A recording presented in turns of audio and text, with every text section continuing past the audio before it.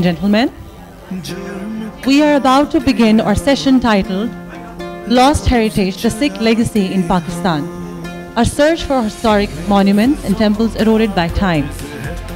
You are requested to put your mobiles on silent mode. There will be a question-answer session at the end of the discussion. We would appreciate if complete silence is observed while the session is in progress. Our moderator for this session is Reema Abbasi. She is a Karachi-based journalist and writer, a columnist and independent contributor on socio-political issues. Her writings have focused on the values of secularism. Good morning, ladies and gentlemen.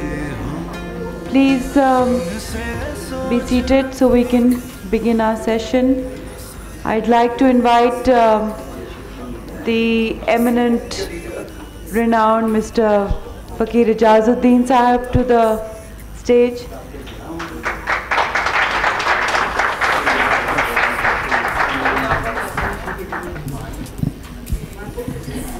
And Mr. Amardeep Singh, the author of The Lost Sikh Heritage. Keep this somewhere here. Just one second. Let me introduce you. Keep it with you.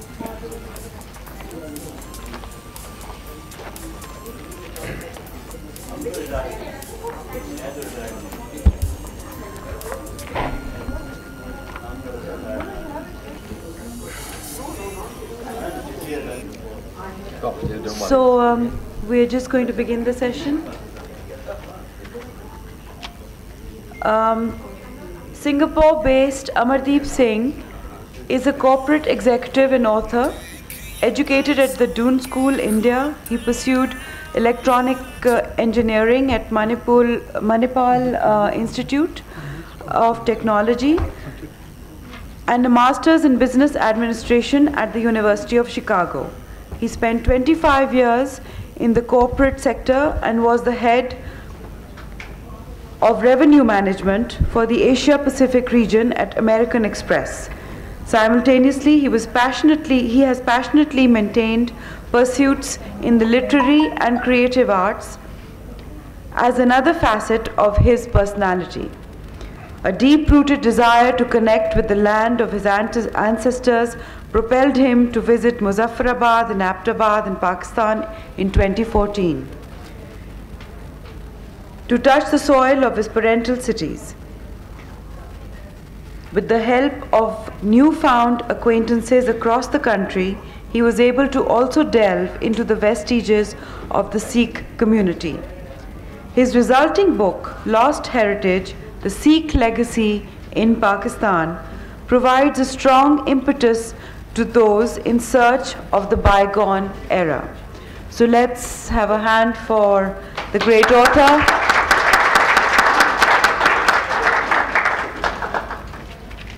And now, a gentleman who needs no introduction, but it's a formality, Mr.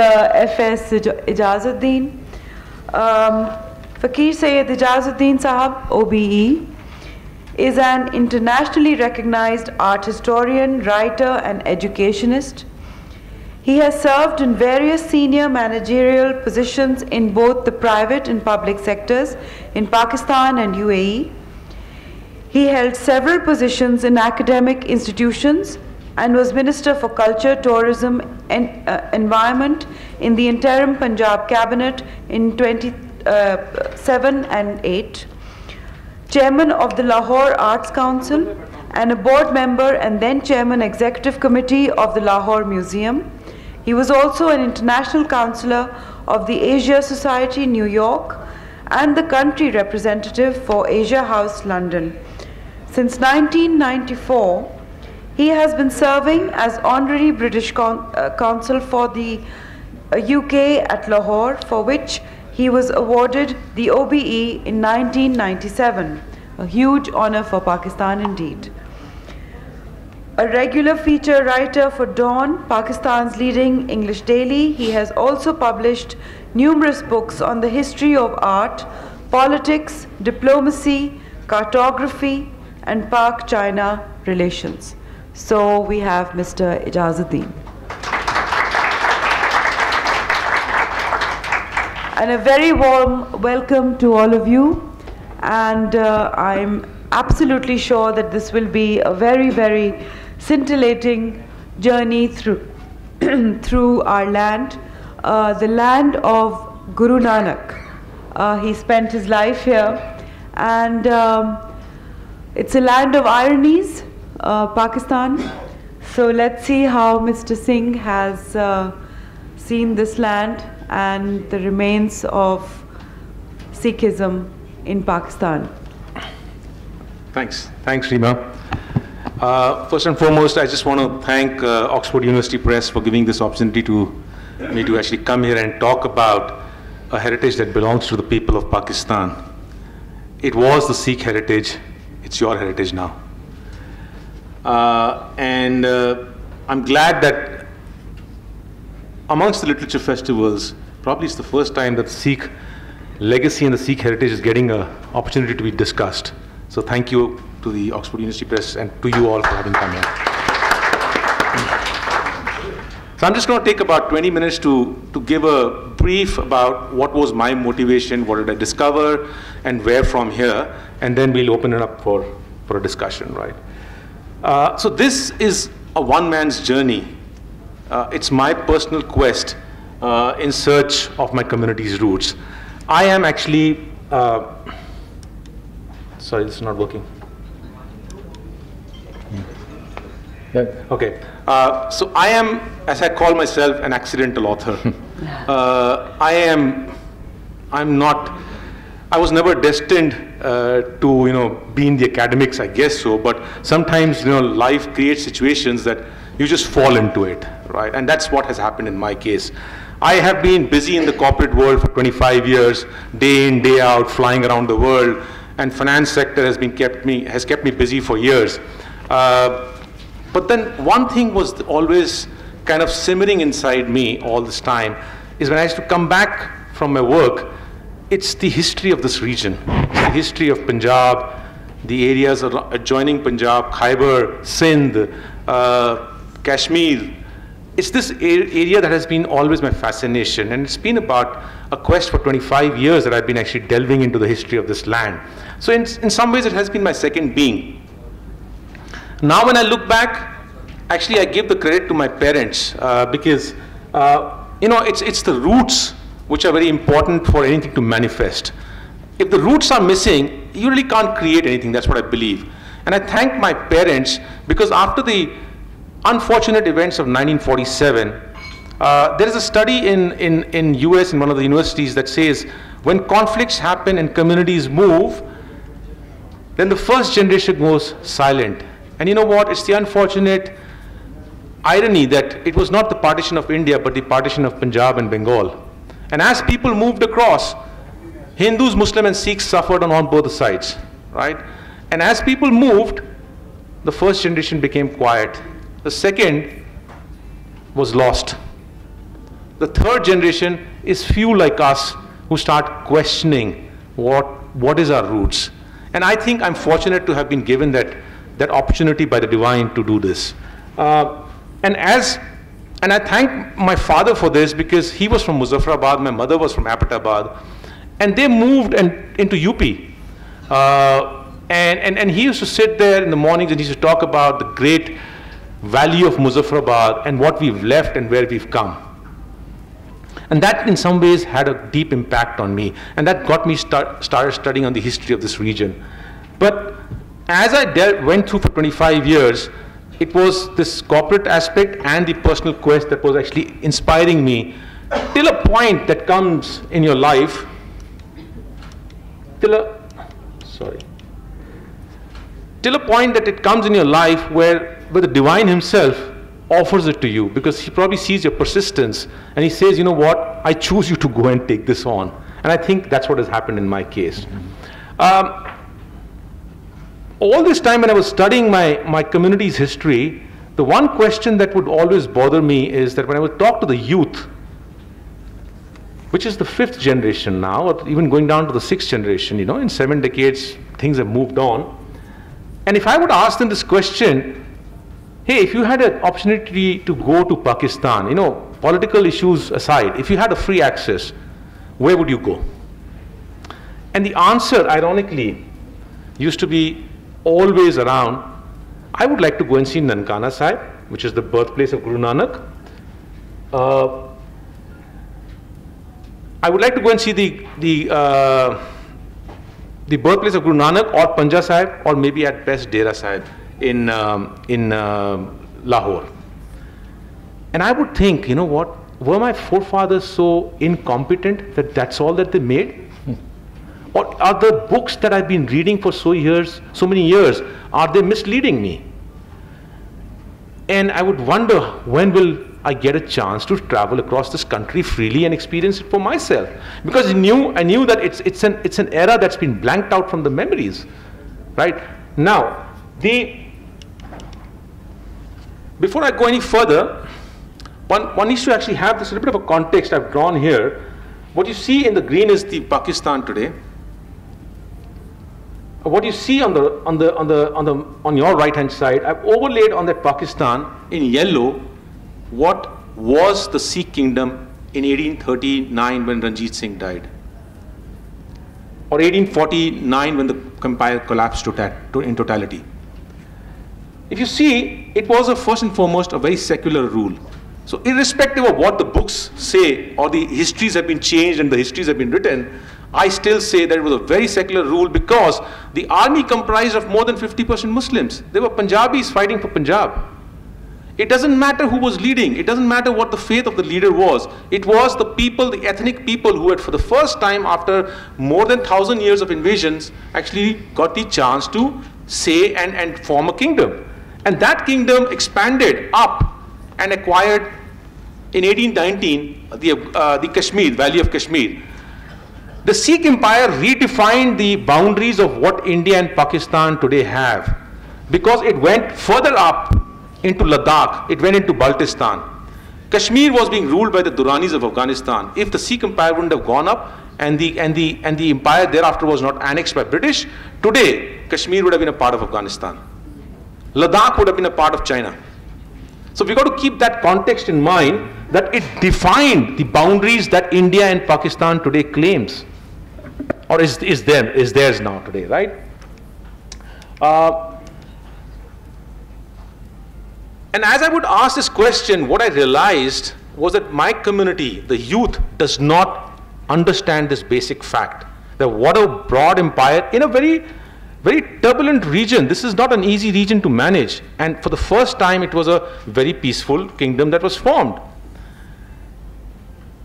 And my community does not know anything about it. The youth has no clue anything about it.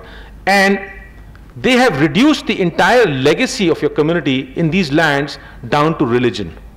Because when you say, I want to go and see Nankana Sahib, Panja Sahib, and Dera Sahib Gurdwara, that means today Pakistan is like a Mecca and Medina for the Sikhs. Is that what it is supposed to be? Well, legacies are bigger than religion. Let's understand that. Legacies are not religion. And you know what? I hate it when in India, when my own community introduces me to the people, meet Amardeep Singh. He's done a great work on the Gurdwaras of Pakistan. And I say, you know what? You just spoiled my whole work. Yes. I have not done a work on Gurdwaras of Pakistan, and I must say out here, I'm introduced out here about temples of Pakistan. No, it is not temples of Pakistan. It is about a legacy. And when I go to Mansehra, and I go to this grave, and on that grave, when there's an inscription written there, Absolutely. Ghulam Sarwar, Wald Makhan Singh, son of Makhan Singh, who was a Sikh, today lies buried here as Ghulam Sarwar, is my legacy. What happened in 1947, I'm not bothered about why Ghulam Sarwar chose to stay back in Pakistan. Forcefully, willfully, that's his choice. But he lies buried there, and he's a part of my legacy. Yes. That's why legacies are bigger than religion. And it takes very hard to make that mind shift amongst the communities today to understand religions are just a subset. Sorry, I'm not too familiar with this one. It just keeps going up and down. Okay, sorry about this. Yeah. Okay, sorry about that. Another one. We've just shown, yeah. Okay. I did not visit Pakistan to write a book. As I said, I'm an accidental author. My pursuit was simple. I wanted to go to Muzaffarabad and to Abbottabad to experience the places of my mother and my father. I am a Singapore citizen. Again, the Oxford University Press has introduced me as an Indian who's come here. The Dawn paper carried as an Indian. I am a Singaporean, all right? Anyhow, not all Sikhs are Indians, okay? You're quite happy with Indians. No, that's fine, but I am a Singaporean. I want to be actually associated as Okay. all right, so my work is such that you'll understand, if I associate myself as an Indian, I'll not get a visa to travel in Pakistan freely. Please understand that. No, I think you'll be welcomed for this work. All right. So I went into the Pakistan embassy and I applied for a visa. I have no clue, in spite of my Indian birth, why I was given a free visa for 30 days. I requested and I got it. It's a divine intervention. I have no clue because my friends have struggled to get. If they were holding a Singapore passport, born in India, they struggled to get even 10 days visa. All right. And I started on my journey to simply visit the valley of Muzaffarabad, which is the picture on your left-hand side. It's the first sight that I had of the Jhelum River making a U-turn at Muzaffarabad. And I had tears in my eyes, and I looked down and I said, this is the valley my dad used to describe. The U-turn of the river basically signified to me, communities did make a U-turn in 1947. We all were going fine. Something happened in 1947, and we all made a U-turn. That's what this picture signified to me. And next to that was the bridge, which had a lot of stories associated with our family. Muzaffarabad once had a very large Sikh population. There are 6th Guru's historical Gurdwaras present out there, which are right now in shambles, right? And this bridge, on 21st October 1947, when the Kashmir problem starts, the community was woken up. This is an oral story that I've heard from my father and my bua and my tayas. They woke up to a cry. The tribals had invaded Kashmir. And the cry was, Hindu ka zar or Sikh ka sar. Zar is a Persian word, loot the wealth of the Hindus and behead the Sikhs. On 22nd October 1947, 300 of Sikhs were lined up on that bridge and shot on both the sides. They were Sikhs. A lot of our family members lost lives in that, right? My bua lost her 2 kids who were found 2 years later in a Christian missionary in Rawalpindi and then taken into Gorakhpur in UP. Out there, Noori lost her parents. There's a chapter here, meeting Noori. I traced Noori. She was my distant bua. She's right now a Muslim, practicing Muslim in Rawalpindi. I traced her, spending time with her. These are the human stories that I'm associating with. Legacies are about that, right? And you know what? I came back and I didn't realize that in 30 days, I met such great people in Pakistan. One led me to the other, and I had visited 36 places in 30 days. Mr. Abdul Basit, the High Commissioner of Pakistan in the Delhi release, I had invited him as a guest of honor. He looks at me and he says, I don't believe this man. He claims that he's been to 36 places in 30 days. You know what? I don't believe myself how it happened, right? It just happened. It was like a stealth mission, just going around, and just the places would just pop up in front of me, right? I have no explanations for it, but I did visit 36 places in 30 days. And when I came back to Singapore, I did not go to write a book. Book as a vision started forming when I came back. I came here in 2014, October. 2014, December, I looked at the whole repository of pictures and I could divide them into 2 sections. One is the functional and the other is the vestiges or the remnants, or khandarat jo kehte hain, right? What you see on the left-hand side is the remnants are the functional places. These are gurdwaras. There are few gurdwaras, and I thank the Pakistan government because when the partition happened, only Nankana Sahib was left as functional. Today, there are about 22, 23 gurdwaras functional. So a change is happening, and I keep saying this, the Pakistan government has an intent to actually revive, but the problem is such a big one, and the heritage is so large, 70% of it is finished, whatever is left, unless we get up and we partner with the Pakistan government, change cannot happen. Right? So first and foremost, thanks to the Pakistan government that you have maintained about 22 places. I appreciate that. But then the problem is big. You see on your right hand side, places like Mangat Gurdwara, beautiful frescoes, beautiful structures standing in the state of deterioration and about to finish off to be collapsed. Right? These are potentials for Pakistan to become tourist attracting places. Right? Sikhs will pay money abroad. 1/3 of the Sikh population now stays abroad of the globe. They will pay through their pockets to come and see this in Pakistan. Open it up. Restore it. It's your heritage. Right?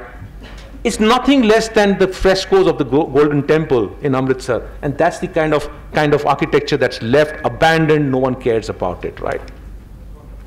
And I looked at these pictures.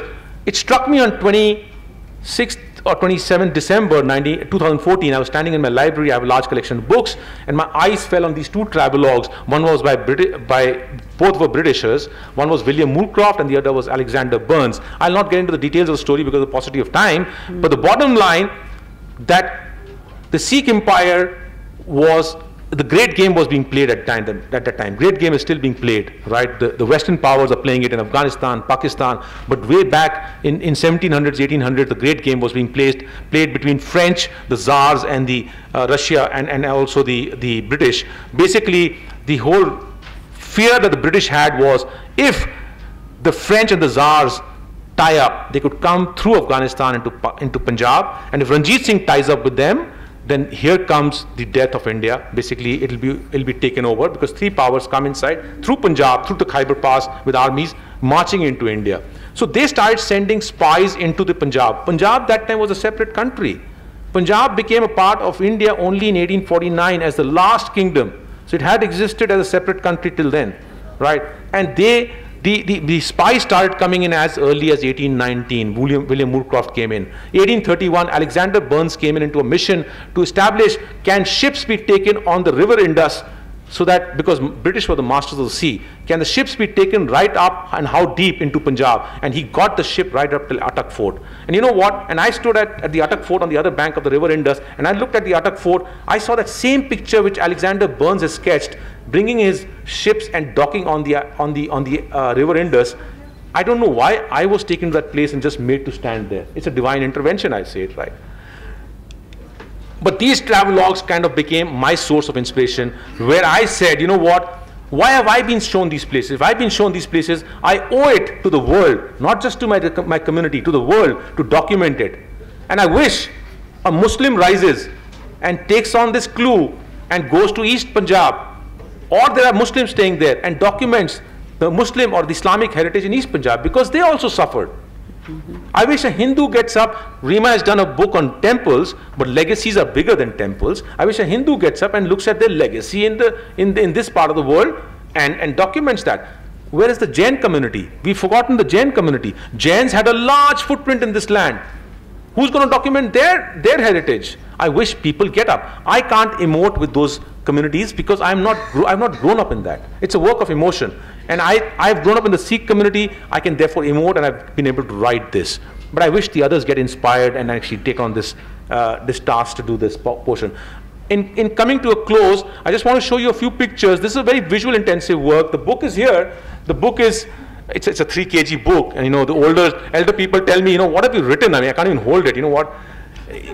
It's a once in a lifetime opportunity. I just created it, right? Okay. So I'm sorry to the elder people, but it has about 507 pictures. It has about 55,000 words. It has interspersed with stories, human stories, and about heritage, and as I'm observing it. But here are a whole gamut of pictures. I just want to point out, look at the third picture on top, Baba Farid's place. It's a very secular work. I've been to Baba Bulle Shah because Baba Bulle Shah is mine. He's a Punjabi, he's a contemporary of Guru Gobind Singh. You know what? Whatever we might write the history today, whatever we may suppress it, we may suppress the Sikh era in the books in Pakistan universities. But the reality is Baba Bulle Shah has written about it. You can't suppress that. Baba Farid is mine. You can suppress the Sikh history in the books that are being taught in the universities out here. But you can't suppress Baba Farid, who was 250 years before Baba Nanak, and Baba Nanak went to Pakpatan to actually get his verses, and Guru Granth Sahib, the Sikh scripture, is the first book where the oral tradition of Baba Farid was documented. We can't suppress that. So this is a very secular work. I won't get into the details of this, but just to move on, the quest is still continuing. I'm an accidental author who's gone to a different path. The corporate world doesn't connect with me, and I don't connect with it anymore. Right? And I'm fine. I don't have any blood pressure anymore.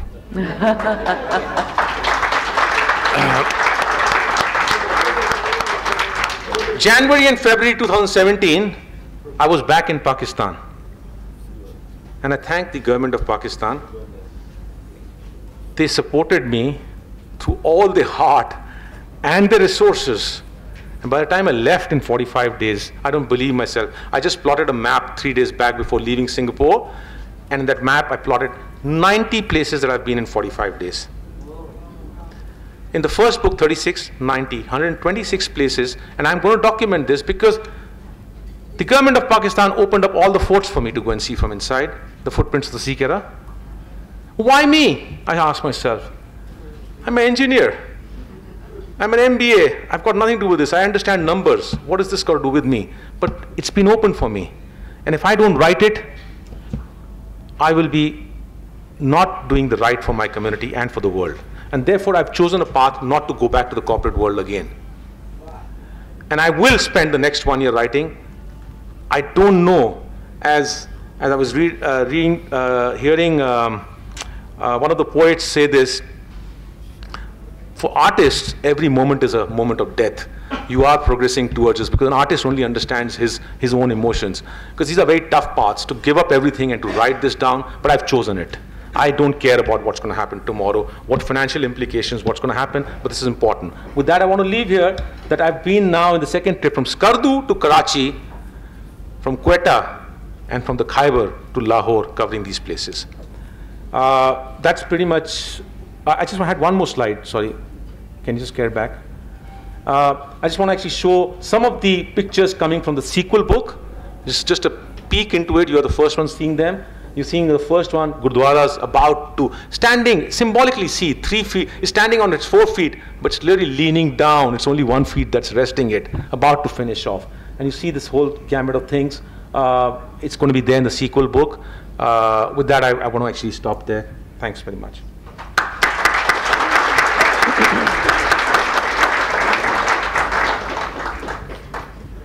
That was really, really beautiful and very moving. But the tough part for a moderator is that all my questions have been answered. So I will try. Tell us something about, your journey through Pakistan, and you're very right when you say it's about heritage and owning legacy, which again I more than agree with because, I've done similar work and it's a problem to be called the temple girl by many. So tell us, where were you most disappointed in Pakistan regarding this immense heritage that we have, which is so beautiful? Biggest disappointment is simple. I mean, is the areas and the attitudes, yeah. I guess attitudes, okay, so if you're talking about attitudes, a Sikh walking on the streets of Pakistan is like a Bollywood star. So attitudes, what do you want me to say? I'll go out here, everyone wants to take selfies with me, right? Yeah. I'm saying, give me a break, man. I go walk around the streets, Sadaji ne mere naal aake cold drink piyo. Main yaar bus kar yaar ted phad jayega mera, right? So attitude is not an issue, right? We are part of the same blood. Partition may have divided us. I may be wearing a turban. Come on, Muslims used to also wear turbans, right? No, I don't mean attitude towards your turban. I mean attitude as in pluralism in Pakistan. So I've addressed that. I've only seen love. I've only seen love and affection, right? Yeah, that's wonderful. But you started off with what are the challenges, right? Yes, exactly. The challenges essentially is it's the emotion that you have to grapple with. Because you're getting into a country and walking the streets where you're seeing your heritage. My estimate is, as I said, 80% of the Sikh empire is in Pakistan. Yeah. And the entire community in 1947 chose to walk away. More I delve into the chapters of partition in the history, I say, we could have coexisted on both the sides. What does religion have to do with it? Right? We could have coexisted. But you know what? I can't change the history. But when I walk around and see 70% of the heritage is finished, it's finished because, keep in mind, Gurdwaras and Sikh community was a very affluent community. It was just 17% of the greater Punjab. It formed an empire, very progressive community, and it was very well to do. The Gurdwaras, the mansions, everything, the Muhajirs who came, they had to be fitted in somewhere. They took over. They don't associate with that heritage. They didn't destroy it.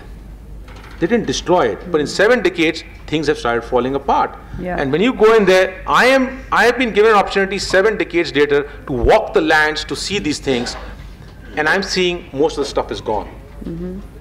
Now, the biggest disappointment thereafter, I would say, is that within my own Sikh community.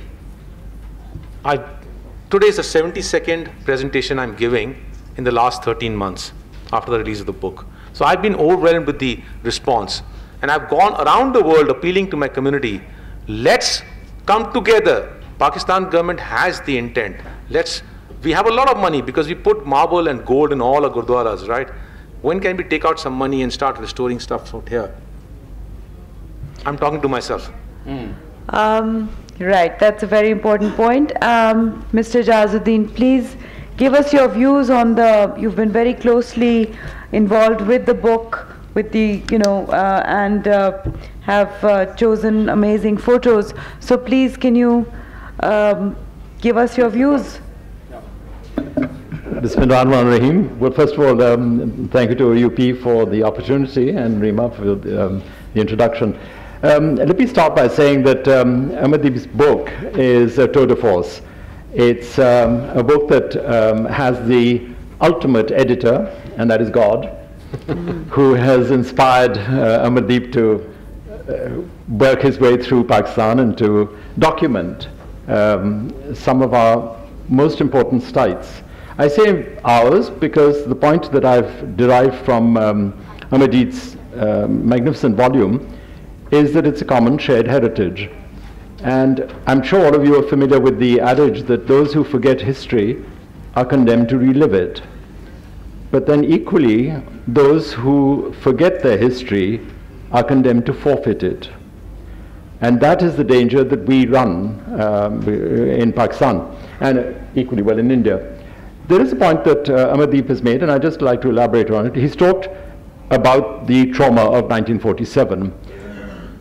Almost 10 million people, it really doesn't matter, the numbers don't matter, but what matters is the human tragedy of such a large population moving more or less overnight from one side to the other, turning their back on their own history.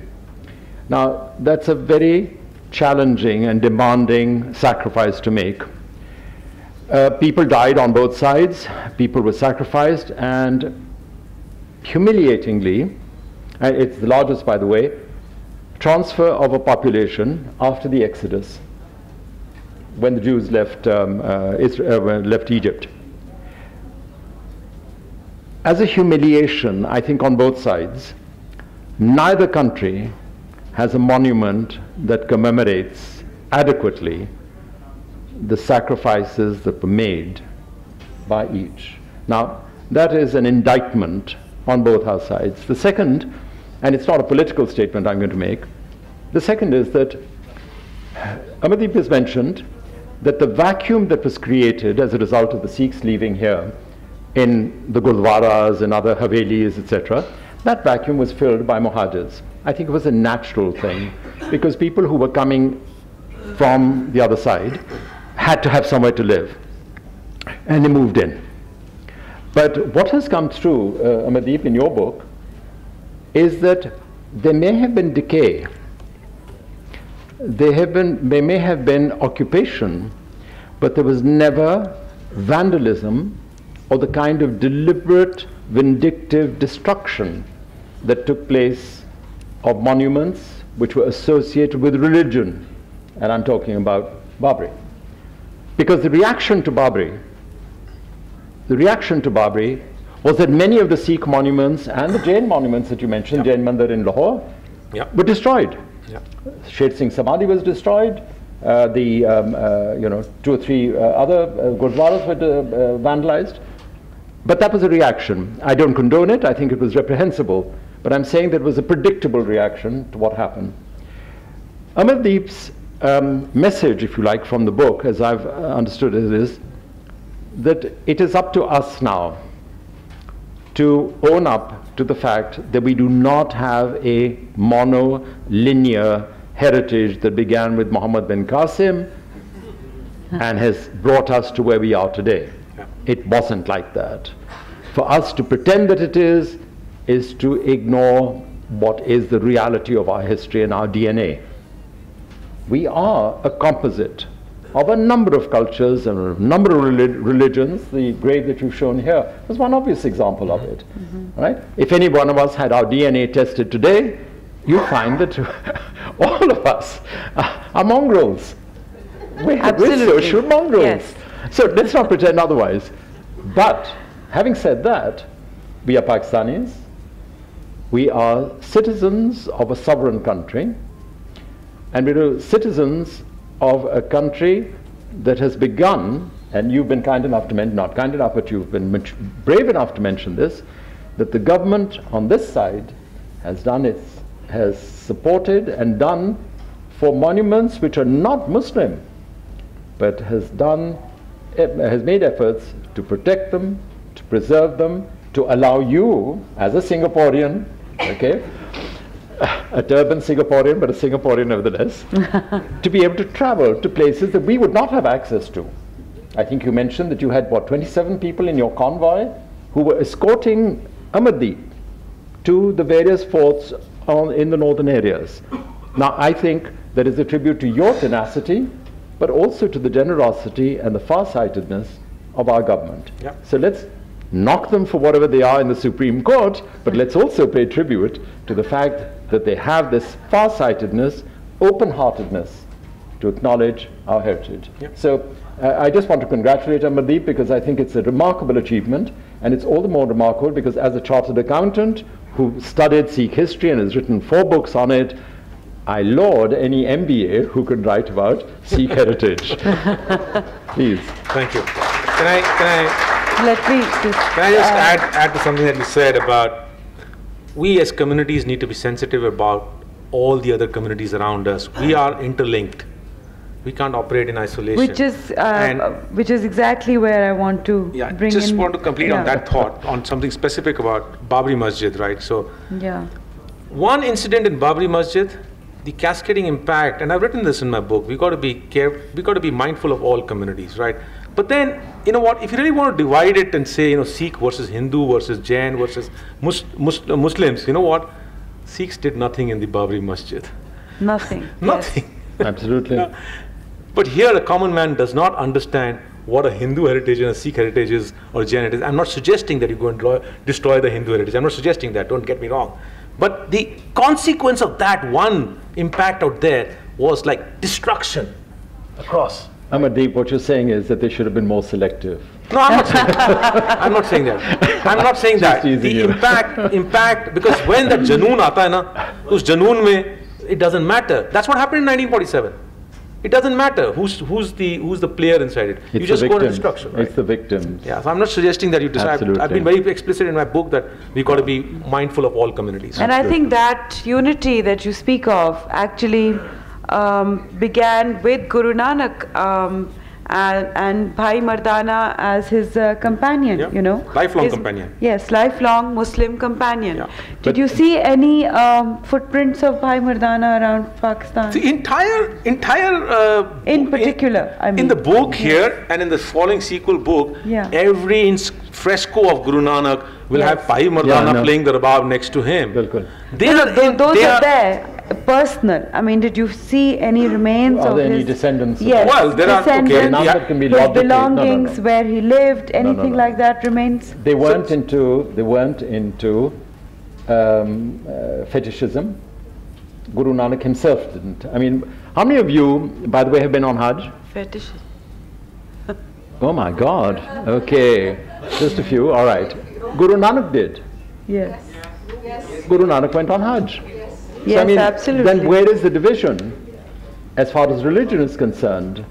Here was a man who was an accountant, by the way, like us. He started his career as an accountant, who, open-minded, he went on Hajj, he came, he visited a number of the sites which are associated with Islam, and he brought a religion which was the synthesis of what he regarded as the best in the prevailing religions at the time. And I think there cannot be a greater tribute to any leader than that he should see the commonality. I'm going to use a phrase, forgive me, but very briefly. I was asked to introduce the Archbishop of Canterbury one day.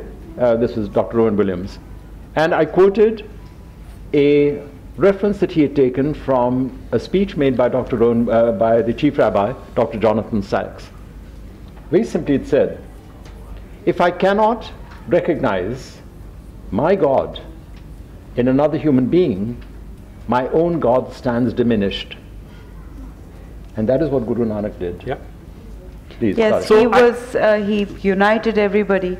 But there's a very poignant Can I just complete the photo folio? in your book. Yeah, I okay. must insist on a question because I this will will answer the become a previous one. dialogue. Okay, great. So, you know, there's a very poignant photo which has a graffiti, I mean, not like a note on a wall, which says, I lost my everything here. Let's talk about some human stories which would be very important. So I lost my everything. I'm just going to keep that parked here because I just feel very passionately about what the previous one was. I just want to talk about that and come to I lost my everything. So Baba Nanak, frescoes are umpteen. I just want to talk about a human story in that. Exactly. And then come to this one. Yes. Partition, pre-partition, I don't know if people know out here, Muslim, there were Bhai Mardana's descendants. Bhai Mardana was a Muslim. And they used to sing the writings of, it's like Baba Farid's Kalams, Baba Nanak's Kalams and other things, used to be sung by Muslim musicians inside the Golden Temple and inside the Gurdwaras across Punjab. Muslim musicians used to sing it. Bhai Mardana's descendants were an integral part of that. Partition divided not just the geographies, it divided communities. Bhai Mardana's descendants chose to move this side, Sikhs chose to move that side. And you come to, and in my book I've got it mentioned, the day I lined in Dera Sahib, the people, the Muslims were performing the hymns, the kirtan in the Gurdwara, and they are Bhai Mardana's descendants. And you know what? After they finished reciting, and there are no Sikhs there. There are no Sikhs there. Sikhs have gone that side. And here the Bhai Mardana's descendants now holding the fort out here, singing the Sikhs hymns out here, Baba Nanak's hymns. And I said to them, Paisa Mohsin Ali and the others, I requested them, can you, and later on second trip, Bhai Lal, I met him. So I requested Bhai Lal, mainu tusi apne ghar leke chalo, tode nal gal karni. I want to go with you to your home because I want to freely sit down and talk to you. And he started hesitating. And he says, tusi main leke javanga tuhanu, I can take you, but you know what, the people around, when they see you come, will create a challenge for us. This is the irony. This is the irony. I want to talk about a human story, right? Because he says, I've devoted my life to Baba Nanak, but I cannot take you to my home. Please understand that. Because the communities around me where I live will see me as an alien then. So I get up early in the morning and late in the evening and come here and I'm doing my duty, which my forefathers have continued to do for generations. And I will keep doing that. But I can't take you home, sorry. So I finally did whatever I had to do to him and I bid him goodbye. I lost my everything. In one of the Gurdwaras in near Mandi Bahauddin, I think we'll be running out of time. Yeah, I saw this fresh on the wall written by, graffitis, I hate graffitis, but someone had gone and written very aptly out there, I lost my everything. And as I was clicking that picture, I framed that because to me it was the essence of this work. I lost my everything. Okay, that's a very, very moving picture in that book. So we have one more question I have a question for Mr. Ijazuddin. Again, he made a very powerful statement, which was Sikhs once made history and now they're relegated to it. Let's have him elaborate on that a little bit and then we'll open it for questions with the audience. Well, thank you very much, Reema. You've caught me off guard in the sense that you've taken a quotation from a book that I'd recently written called The Resourceful Faqirs, Three Muslims at the Court of Maharaja of the Sikh Court of Lahore. My reason, and these were my ancestors, Faqir Azizuddin, who was the foreign minister, Nuruddin, the home minister, and Faqir Imamuddin, the keeper of the Tosha Khana at Govindgarh Fort. My reason for saying that was that, as Amardeep has pointed out, the kingdom of the Punjab was not just an aberration, it was not just an individual who had come forward, a 12-year-old who took over the Sukha missile and then he developed and he became the Raja and then he became the Maharaja and acknowledged by the British. It was more than that. It was the first time, as Amardeep has hinted at earlier, the first time in 5,000 years that the Punjab had emerged as a single integrated kingdom. The first time.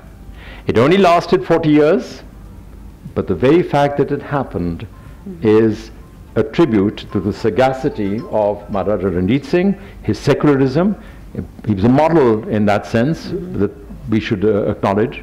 But it was also that they had, in that brief period of time, they had created an identity, not just for the Sikhs in the Punjab, but of Punjabiyat as such. And that is why I said that they had created history, okay? And then post-1849, selfishness, etc., British expansion, and suddenly they found themselves relegated, to the sidelines, from which they never recovered. Politically, they did. Politically, when they moved to India, with the Punjab, East Punjab, they became the granary of India.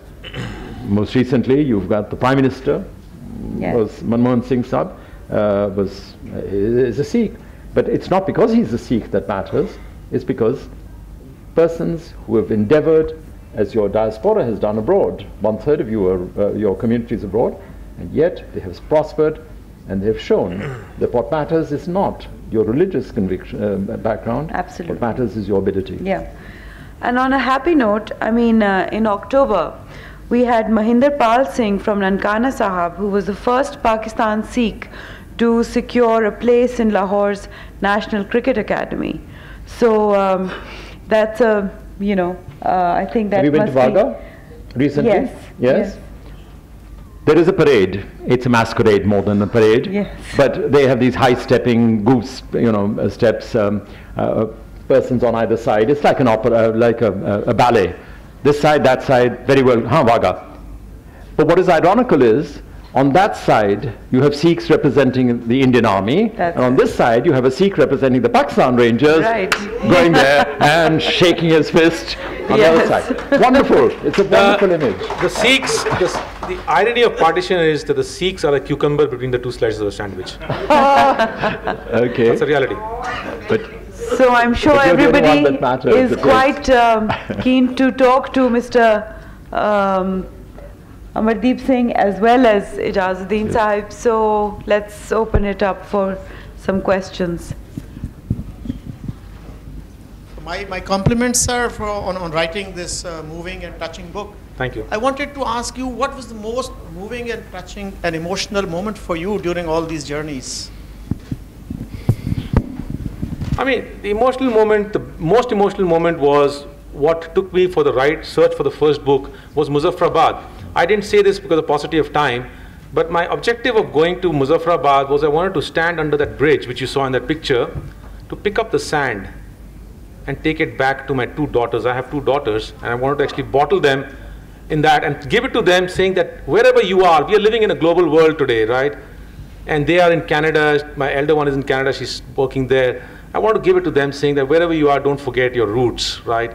And the irony is, as I stood under that bridge, bent down to pick up the soil, didn't feel like. Something inside me said that, move on. It's over. It's probably a closure that I was looking for. The stories that my dad used to tell me, he's no more, my mom's no more. But it's the closure, it's the debt that I owed them.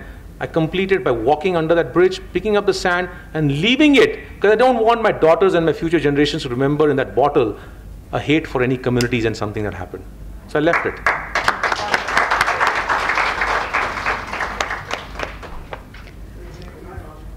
And there's a gentleman yeah.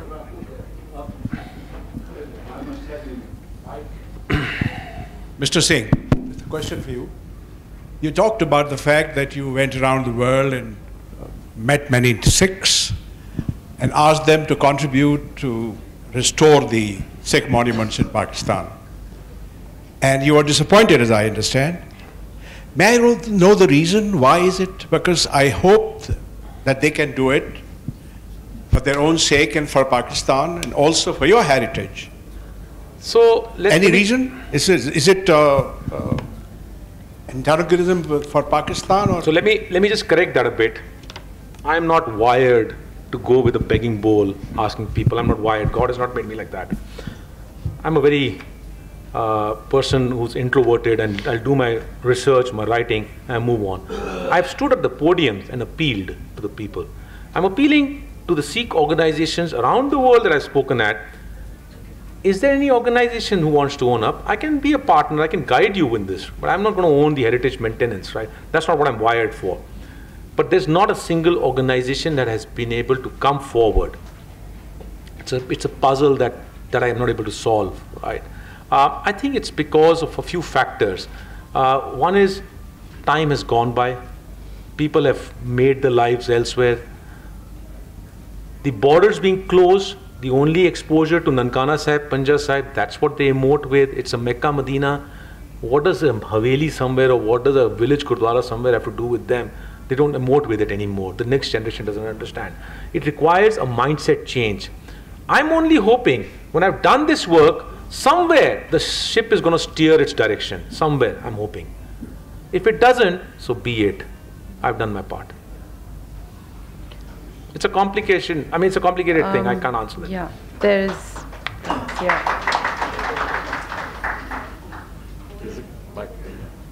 I think I would like to add on to the question that was asked by the gentleman. During the 1992 events after the Babri Mosque, there was vandalism over here in Pakistan. But at that time, the Sikh expat community very generously donated for the restoration of Sikh sites. I remember my father was Secretary of Minority Affairs at that time, and he went across all the countries where Sikh expats are living, from Canada to London to America, and there were concerts which were held in order to raise funding for restoration of the Sikh sites in Pakistan.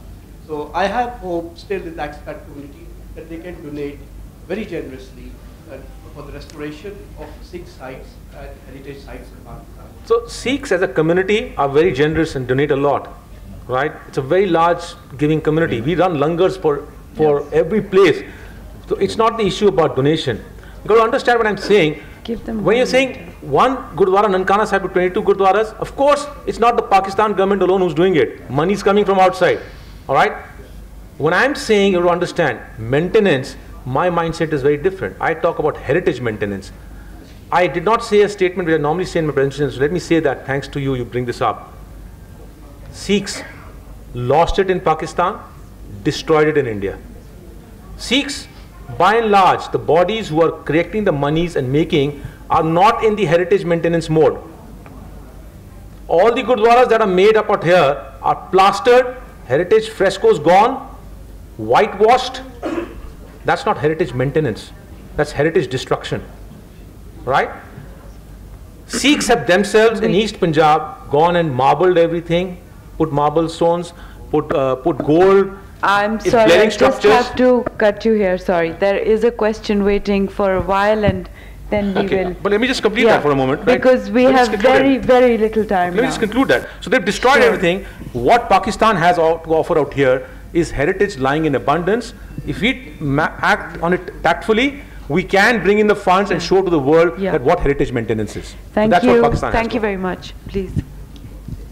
I am Ahmed Sohail from University of Management and Technology, Lahore. My question is from FS Ijaduddin Sahab. Sir, there was a time in the history, please correct me if I am wrong, when Sikh themselves imposed a ban on the Muslim for reciting their holy text in temples. Muslims were Muslim. Do you believe that? I'll let Azizuddin also answer that. Do you really believe that? An army which comprised of 51% Muslims, look at the positions that were held in Raja Ranjit Singhs by Muslims, right?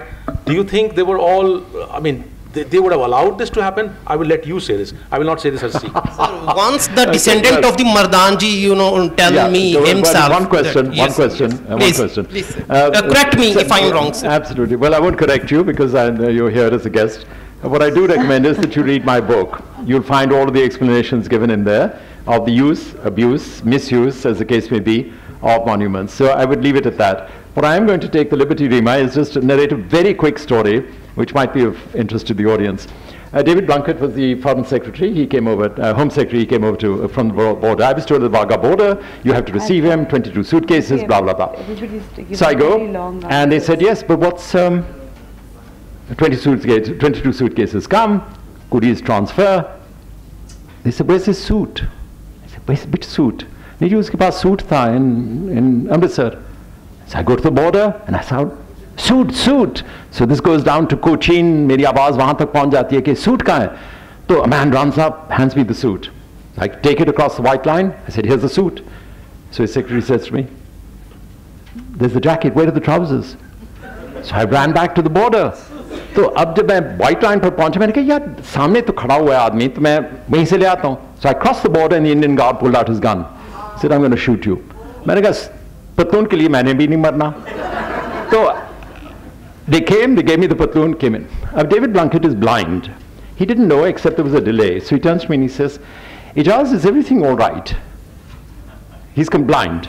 I said, Home Secretary, if you want to understand the traumas of the Punjab in 1947, we have relived them.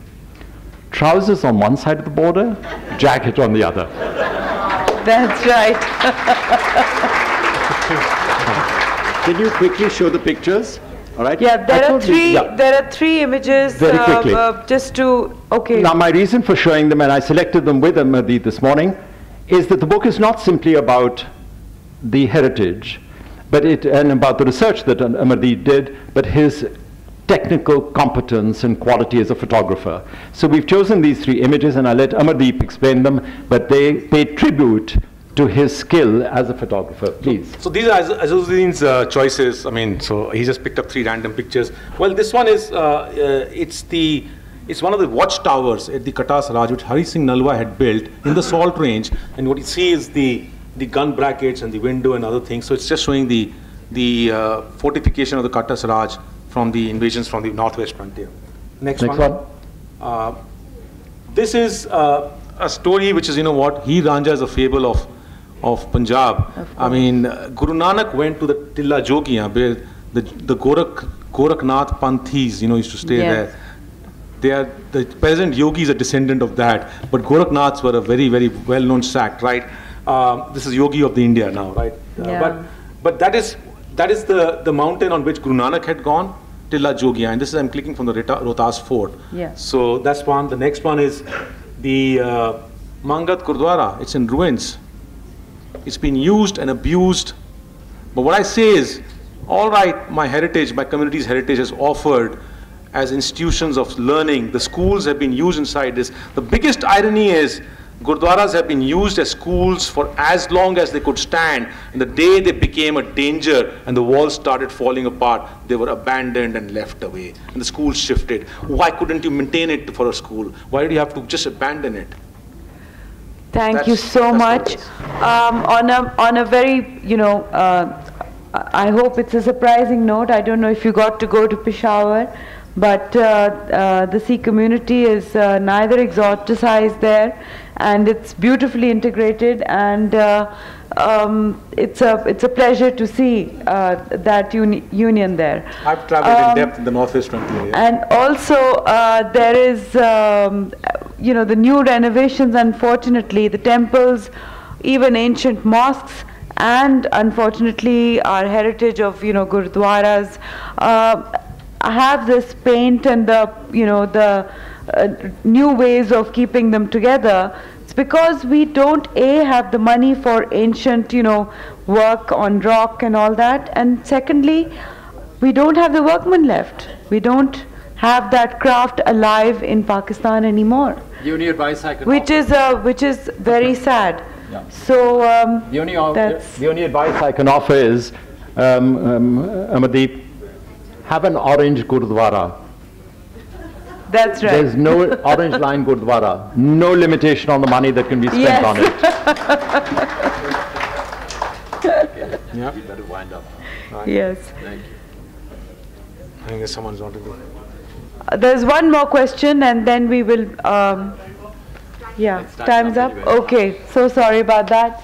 This was I hope everybody was suitably immersed in the beautiful dialogue and photos and information. Thank you very much, Mr. Singh, for coming here, and Mr. Ijazuddin. Thank you. Thank you very much. Thank you. This is your book.